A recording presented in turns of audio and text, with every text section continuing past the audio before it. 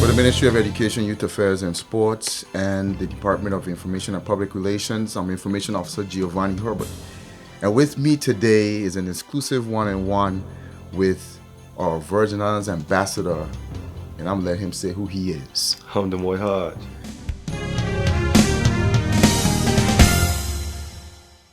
It is with great pride and excitement that we welcome home Demoy Hodge and celebrate him as the first Virgin Islander to be signed to the NBA, namely the Los Angeles Lakers. Demoy's hard work, dedication, and talent has led him to this incredible achievement, and we could not be more thrilled for him. Demoy, your success is a testament to the potential and talent that exists within our youth. And we hope that your journey will inspire others to pursue their dreams and shoot beyond the stars. It is important that we as a territory embrace this historic moment. Demoy Hodge will be inscribed in the history books of these Virgin Islands as one who has made an indelible mark on the advancement of basketball and by extension sports in the territory. Demoy, all the best to you as you embark on this new chapter in your career. We look forward to seeing you continue to make the Virgin Islands proud and continue to move full steam ahead. They go long to Hodge. He fires. Oh my gosh! What a shot by Demoy Hodge. Lost it. How about that pass? Hodge with the flush. Here's Ware. Lost the handle. Golston has it. Up ahead to Hodge. Pulls up for three. Got it.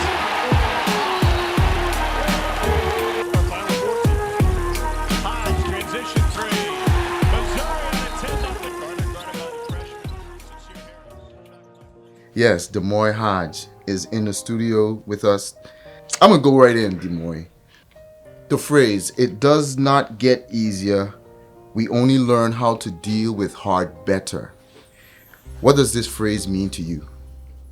That phrase means like, it feels like you're never going to adjust to working hard, but the more you do it, the more comfortable you're going to get, the more easier you're going to feel because now your body's getting trained to do it. So when looking into that phrase, it's more like the road will never get easier, but the more you work, the more comfortable you get, the easier it's going to feel because now you're accustomed to what's going on. So it's just getting comfortable and more accustomed. So what have you gotten accustomed to that was initially hard and may continue to be hard, but you've gotten accustomed to the idea of the hard work that's necessary? I'll say the biggest thing was for me is more like consistency. Right. That was the hardest thing for me going into basketball in America, high school, college, and now the professional level. Yes. Just being consistent, and that was the hardest thing coming from back here, where I wasn't consistent. I mean, I work out one day and then be like, I'm taking 2-3 days off. But what do you think contributed to the mentality while you were here? I'm going to go hard today, but I'm going to take a break for the next 2 weeks, versus having to now remain consistent in the U.S. I feel like it was just more like, I won't say my peers, but just being home. I mean, it's just, you come to where you at. Right. So you just, you know what I'm saying, like nobody pushing you, you just do what you want, you know what I'm saying? In America, it's like, you're not comfortable, you know what I'm saying? You know, you're not from here and you have priorities, you know what I'm saying? You go away, it's like, well, I'm up here, I'm not going back home, be that disgrace, you know what I'm saying? So it's like, I got to put in the work to be better. So right. Being home is just being just comfortable. I mean, nobody wasn't forcing me to do anything. It's like, if you want to do it, you do it. If you don't, it's your life. But in America, it's like, I feel like there's no choice up there, you know what I'm saying? When you go up there, it's like, it's all you got to do. You don't have no friends, you have no family. It's like, you only have basketball, you only have college, you only got classes. So you got to deal with what you got to deal with there. Yeah, and that was evident in one of your games. In one of your games in the summer league, you put up 23 points. You had 7 3-pointers. You did 3 assists, and that was the game against the Clippers with their summer league.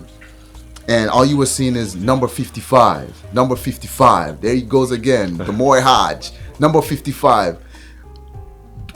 Did you choose the number 55? So when I went to my first junior college, I got to pick a number.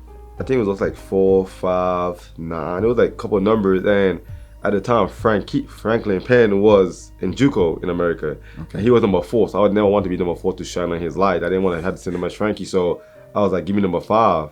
Okay. So I played in number 5 my freshman year, sophomore year. It was just more like I got comfortable with the number. I felt, it was my number. I felt good about it. So when I'm going to Cleveland State now, Okay. when I committed to Cleveland State, somebody there had number 5. Oh.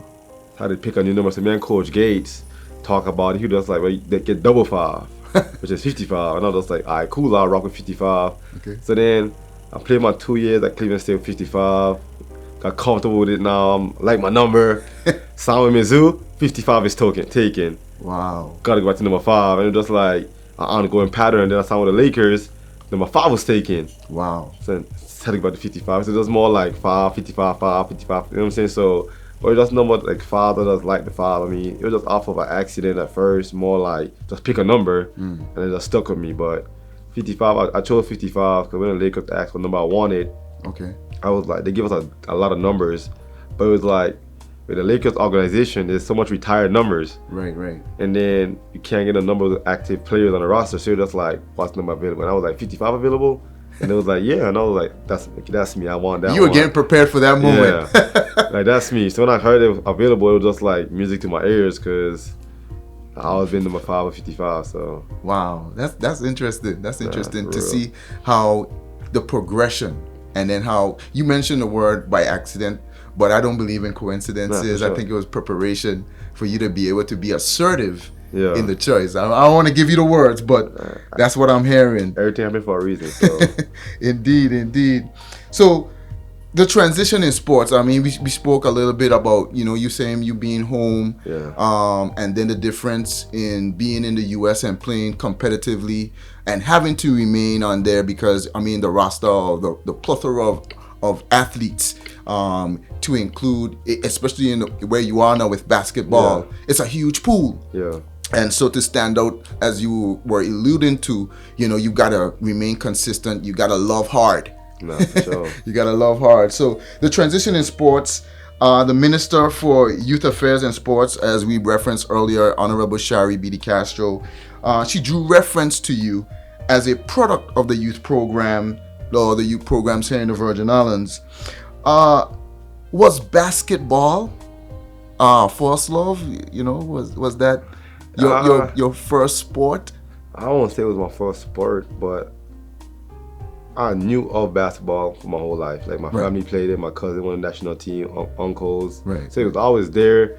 Basketball court in my backyard. So basketball was always there, but I only did it because all my friends used to do it, really and truly. Like It was like a social something. yeah, like so basketball was not my first love. I mean, I just got good at it. I could always shoot the basketball good, but it was unorthodox, but Right, I was right. always one of the top players, so it was just more like easier. And then it was like you start playing more, you get more confident, playing in the leagues and stuff, and it was more like I might as well, you know what I'm saying? Everybody was going away. Okay. So what other sport, you those hands have touched?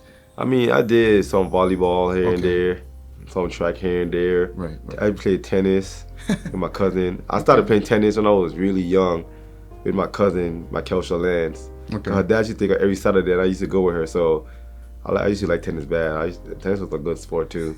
I did soccer. Okay. So you're pretty rounded in Yeah. some of the other sports. Yeah, and I guess you will have an appreciation in, again, hard work being emitted there. Like so a fun fact I always think about, like I feel like every sport help with basketball. Okay. Like everybody else asks me like how your footwork's so elite, how your timing is so good, and I'll be like, I play tennis, my footwork, you have to be able to slide fast, and I feel like my lateral movement was based from tennis. I did volleyball to learn how to block and time, Right. because you got to know the spike, and I feel like all of that I did at the time was just for fun, but like I took it serious, so it all like carried over Right. into basketball in the little fine tunes of my game. And the more you think about it, the more you're gonna be like, oh, he's right, like you know what I'm saying. So Because I will admit that this is something I've heard other persons in sports mention. I think even footballers, you would hear like those guys that play football. Why is he able to jump over that person, or run those 4 seconds in 40 40 yards and stuff like that? It's because of whether with track and field. He's able to jump up and catch the ball because he played a little basketball on the side. for sure, like I feel like every sport ties into complements one one another. We just gotta know how to work on a little fine tunes Right. in that sport to really excel in the other sports. So being that said, you're currently wearing the multi-sport summer camp shirt for the Department of Youth Affairs and Sports, right? Yeah. And you came again multi-sport, Yeah. but you came in on the leg to contribute for basketball. Yeah. You and your trainer at the time, Mr. Tashawn. Yeah. Right. And were you able to witness them doing any of the other sports? so like I went in there yesterday. Okay. I tried my best to show out different places. You know what I'm saying? I tried to go to softball games, just not for the kids, but us around period. yeah, just to show my face. But I didn't really see the other kids doing the other sports. I was so much focused on my sport. Your aspect, yes, and my your contribution. The things I'm good in, you know what I'm saying? Keep stay in my lane. Stay in your lane. Stay in my lane, but I did try to go in there yesterday, and I guess they had volleyball in there, so I was looking out for a little bit, and I had to leave because and I mentioned it because again multi-sport, and I'm sure somewhere in the planning of the Department of Youth Affairs and Sports, they've recognized this. What we were talking about just now with regards to every sport being a complement. So from the PE level, I'm not sure if that's the correct term, but from the the children's level, toddlers going up, I guess it's good to have that Nah, for sure. imposed on them, to say the least. So going back to recognizing basketball as a sport that is already around you or infused in it. You mentioned family members, friends. When was it confirmed that, loving basketball? I started really taking it really serious. Like, actually know, like, I was actually good at wanting to do it more and more. I started playing my first, like, BD basketball league when I was, like, 13. And that would have been here still? Yeah, I was here still. Okay. I didn't leave here until I was 17. Okay, 16, 17, but my grandma put me in my first BD basketball league, and it was just more like... Thank God for grandma. It was just for fun. Like, it was just for fun at the time, but the more I played, the more I started to like it more, the more I started to enjoy it, and the more I just wanted to keep going with it. So it started there, and then just like I played in all the different leagues until I left to go to America. But it was, but I didn't start it. It started really catching on to me when I went to America and started training and actually playing there. And that's when I actually realized, like, okay, I could take this avenue. Like, I could actually get a free education. Like, NBA was never a part of the, in my mind, but free education was. So that was the most part. Let's get that. That's important. I guess too, recognizing, I guess your friends would say, "Why you bad?" Like in the local colloquial tongue, "Why you bad? You're dunk." You know what I mean? Yeah. But I guess it means a lot sometimes when you hear it from outside. Yeah. No, so sure. where person, you said your grandma put you in, so she saw something in you. Yeah. And I'm sure other like you mentioned, your friends and cousins and uncles and so on. However, when a stranger, it can see that, I guess that's where the lights start coming on what you could do with this, and then you would have seen persons, whether they were ahead of you with whatever school you went, and see how they would transition, whether to college or whatever. And we've had persons here get scholarships and so on. You could see how, wow, I may be able to do something for sure. with this talent that the Lord has blessed me with. So you came home. But before you came home, what does hero mean to you? What's the definition of a hero to you? And you don't got to get in depth. I think a hero is like somebody that changed people's lives with the intention of just doing the right thing. Wow, beautiful. A hero is a person who changes others' lives with the intention of doing the right thing. Well, Demoy Hodge, you are a Virgin Islanders ambassador, and I would think that. And I believe it's similar to our heroes. Yeah. You were greeted by the Premier, Dr. the Honorable Natalia Wheatley, and the 2nd District Representative, Honorable Melvin Mitch Turnbull, and I'm sure others. Yeah. What is something that they would have said to you, or they got to say to you, that really brought it full circle as the terminology of an ambassador / hero of these Virgin Islands? I'll start with Honorable Mitch. Okay. Melvin Mitch Turnbull. He always told me he believed. I mean, we from the same district, so I grew up under him my whole life. Like, he was my youth fellowship, King Artemis Church. So I was there every Friday. So he knew me from Pee Wee. Yeah. So I mean, he always told me he believed from day one. Like, he always used to be like, #I believe. And he randomly messaged me, I believe. So ain't much he had to say to me about that I didn't make it. All he told me was, I believe. So it's just the fact that he knew and he felt, you know what I'm saying? That felt good about it. He just saying, like, I believe. Even before I had to mention, even before I felt like I couldn't make it, he used to always be like, I believe. You know what I'm saying? So that was good. And with the premiere, is just, I met him a couple years back when he was into basketball too. I'll go to the games here to see it and stuff. So he'll always watch me and be like, "You're really good," like stuff like that. But like, it was never the thought of NBA. It was just always like tattoo, like, "You're bad, you bad." You know what I'm saying? So just the recognition of them seeing that at a young age and now I'm actually making it is like, it shows that they have an eye to see, you know what I'm saying, the future and stuff like that. And that's the reason why they're in the position they are right now, because they see the betterment of everything. So I appreciate them for that. Okay. All right. Well, Demoy, your success is a testament. This is a quote, right?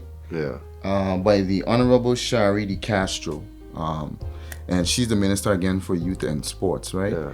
Youth Affairs and Sports. And she mentioned in a statement that your success is a testament to the potential and talent that exists within our youth. And she says that we hope that your journey will inspire others to pursue their dreams and shoot beyond the stars. She's a wordsmith as well, So, hearing that, what does that say as in terms of the vision for the Virgin Islands and sports?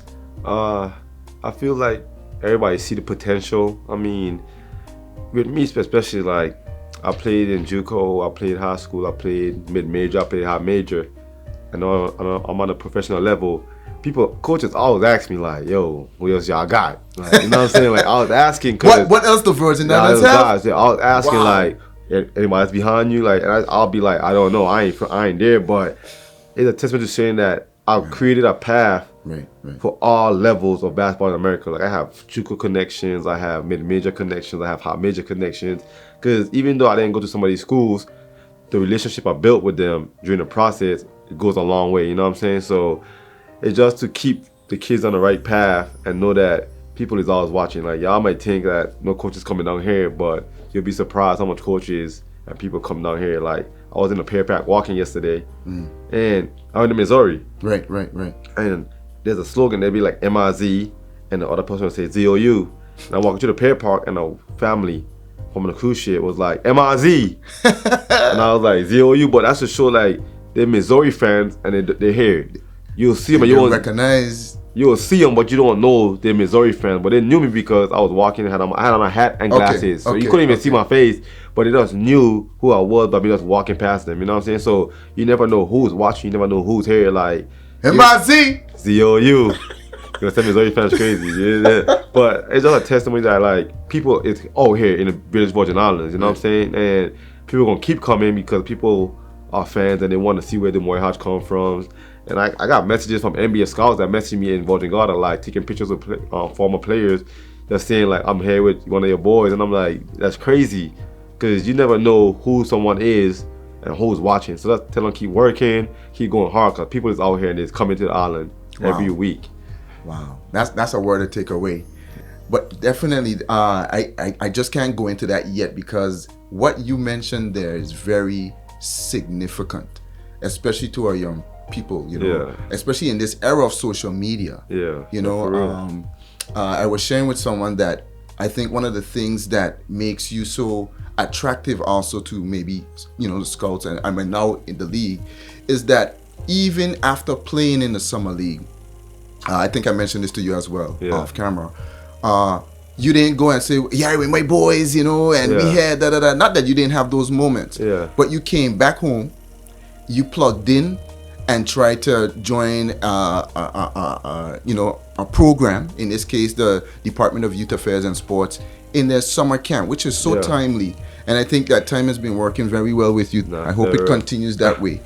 And give back to the children, your presence. It wasn't just your voice, but you actually came down there. They got to touch you. They got to see you work out and all this kind of stuff. And just to, add some paste to what you just mentioned. I think it's important that they be able to, that they're able to see somewhat of a blueprint, even though you haven't given out, so you don't give all the treasure, but so, and you've been very transparent, in that. Listen, hard work, consistency, as you've mentioned. So again, I applaud you. I'm sure that the government has applauded you and embraced you as others. So I think that's so cool. So to the Q&A. So what's a hobby of yours on the low that people might not really know that's a hobby? I like walking, like I'll like especially the American, like some days on good days I'll just go exploring, just walk around, see where I'm at. Sometimes I'll Uber somewhere and just walk somewhere. Just to, like, if I want to go get food and stuff like that, I'll walk instead of Ubering. Right. Just to be outside, just to see what I'm saying, see where I'm at and stuff like that. I often play my game, normal stuff, but I read here and there. Okay. Nothing crazy. Reading is important. It is, definitely. Reading is important, kids. Read. You gotta read your plays. Yeah, but I mean, I just do a lot of stuff that's for that time. Like, I don't ever plan or got everything, like, I'm gonna do this every day. Somewhat spontaneous. Like, I did painting, like, I just do random stuff. So have you done any trails since you've been back home? I mean, have you had any time to do a trail No, last time I was home, I did hike BVI. Okay. I really want to do one before I leave, so I haven't done none since I got back. Okay. But I definitely looked into hike BVI. I did it like 2 years ago. All right. But I guess a way too, you can like visit museums and those kind of stuff. Yeah, like as I said, like it all depends on the day and how I'm feeling. I'll do random stuff. It's not like one particular. Yeah, I always trying to do different stuff. I mean, I like aquariums, I like the zoo. So especially when I go with my cousin in Atlanta, she be trying to do the most. She took me to an amusement park. That's good stuff. That's good stuff. It was scary. Okay. What's the end game? The end game. After basketball, I'll think about it so much. It's so crazy. Like it's the beginning, but I think about the end because it's big. As I said, it's bigger than me. You know what I'm saying? Like, I really want to give back so much. Like, as God spent my life, great career. Hopefully, not gonna want to have a great career. But after basketball is done and I stop bouncing the basketball, I want to come back and give back. Just be retired trainer, open facilities, and just help trying to get kids out of here, because that's my end goal too. I have the path. I know what it takes. I know where to. You know what I'm saying? But I just feel like coming back home as a retired person, being an NBA player, have started a long successful career. I can definitely help kids. So there's a vision. Yes. Good. Siblings. How many of you are there? On my mom's side, my mom and dad is not together. Mom's side, I got an older sister, then there's me, then I got a little brother and 2 little sisters. And on my dad's side, I'm the youngest. I got 2 older brothers. Okay.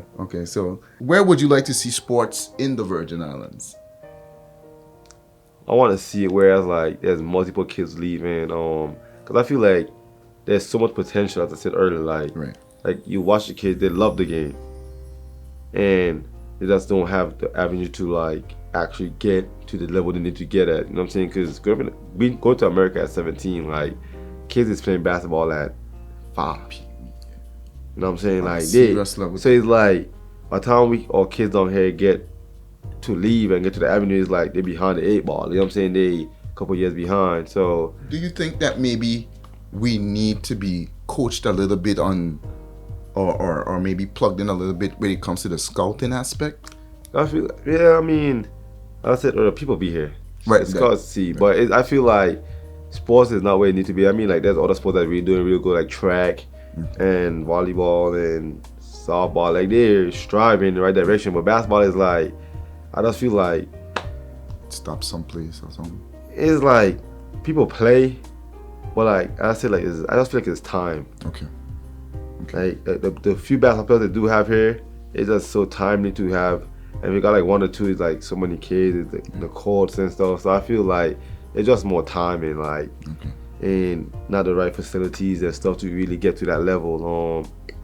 I want to see basketball get to the point where it's like, it's not only the Hodge in America playing in college. It's not only the Moy Hodge playing in the NBA. There's multiple players that's playing professional. So like, when they do come to a national team or do come to, oh, we need to do this, we need to do that. There's multiple players that we could pick, or we could actually have a tryout. You don't gotta scramble players in. It's like, oh, we got 40 players. We're gonna try it every year. We're gonna, Okay. You know what I'm saying? That's where you need to get to, where it's like, it's so many players. It's like the leagues and stuff. It gonna be like, get back to where it was 2009, 2007 when Mega Mix and East Virginia was standing room only. What? You know about them things? I used to be at the games, small, but we need to get back to that level where it's like everybody came out and the love was there, the tone was, because I feel like now it's like there's so much less basketball players. It's like it's one team got a good team, the rest teams get up to par where it's gonna be get to a good game. You know what I'm saying? So back in the days, it was like, had so much players back in the days, like every team was equally matched. You didn't know who was gonna win. Right. But now it's like everybody playing with one team. It's like you could clearly be like, oh, they're gonna win by 20, 30. You know what I'm saying? But that's why I want to see basketball in the future ways, like back in 2007, 2008. That's what we need to get back to. Nice. Wow. That's vision. I gotta say. Actually, we're coming down to the last one. So you touched on this part a little bit. So I'll probably leave it where Olympic goals. So I guess that comes back to that time period where you have a plethora of basketball players that you could choose from, but then it's just to qualify and get us to a level where you don't know you're ready because you're playing with outside internationally and so on and so on. Okay, so final words. Any thank you, any shout outs per se that you ain't get a chance to drop. I mean, I'm sure that list may be long, but this is it's your time nonetheless. I just want to thank Department of Youth Affairs and Sports for having me on here. I mean, thank you, Gio, for actually talking to me, getting to know me more than basketball, more than the outside world. So I appreciate you taking your time off of that. I want to thank my aunt, Auntie Claudine, for being here with me. I mean, she got a lot of work, but she chose to stay with me and be here with me. So I appreciate you for doing that. Thank you, everybody, for listening, tuning in, just hearing. I hope I helped y'all. Let's give y'all take a little piece of my information and run with it. You don't gotta take the whole thing, but just take a little piece. Cause I feel like you ain't gotta take it all, but you just gotta touch one person. All y'all don't gotta listen, but only one person need to touch for it to change somebody's lives. But I feel like we all deserve a chance, and we all can get a chance, but we just gotta put in the work, stay consistent, and just try hard, cause it's right there. The door is right there. You just gotta open the door and walk in. You know what I'm saying? So I feel like we all got it. We just gotta take a time and do it. Take your time and do it.